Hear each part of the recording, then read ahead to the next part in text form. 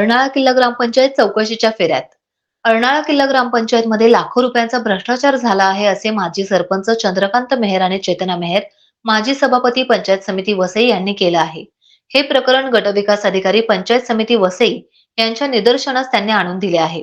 परंतु अधिकारी मात्र चौकशीला टाळाटाळ करत आहेत असं त्यांचं म्हणणं आहे. चंद्रकांत मेहर मागील 2 वर्षे या प्रकरणाचा पाठपुरावा करत आहेत. परंतु अधिकारी मात्र या कारवाईला काही ना काही कारणे सांगून वेळ काढूपणा करताना दिसत आहेत. आज अर्नाळा ग्रामपंचायतचे माजी सरपंच चंद्रकांत मेहर यांनी तुमच्याकडे अर्ज दिलेला आहे, त्याबद्दल तुम्ही काय सांगाल? त्यांचा अर्ज आपल्याकडे आलेला होता.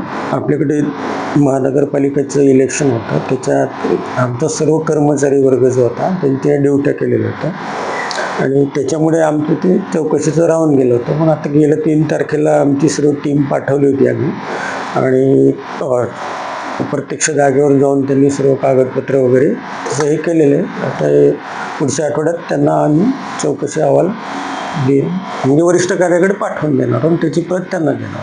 अर्नाळा किल्ला ग्रामपंचायत मी गटविकास अधिकारी पंचायत समिती ह्यांना पहिले तक्रार इथे मी केलेली नाही, इथे केली होती, पण त्याची पूर्तता मी पालघर जिल्हा मुख्य कार्यकारी अधिकारी ह्यांना पण केली आणि मुख्य कार्यकारी अधिकारी डेप्युटी शिव ग्रामपंचायत विभाग आहे त्यांनी ताबडतोब एक पत्र लिहिलं की ह्याचं उत्तर मला केवळ 7 दिवसामध्ये पाठवा आणि हा रिपोर्ट जवळ 2024ला पण झाला आणि 11 डिसेंबर 2025ला पण ह्याचा रिपोर्ट झाला की ताबडतोब ह्याचा मला रिपोर्ट पाठवा.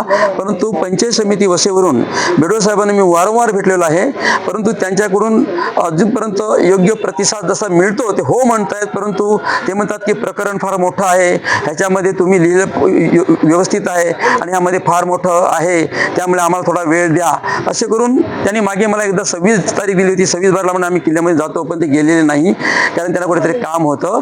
नंतर ते आता 3 तारखेला अर्नाळा किल्ल्यामध्ये गेले होते.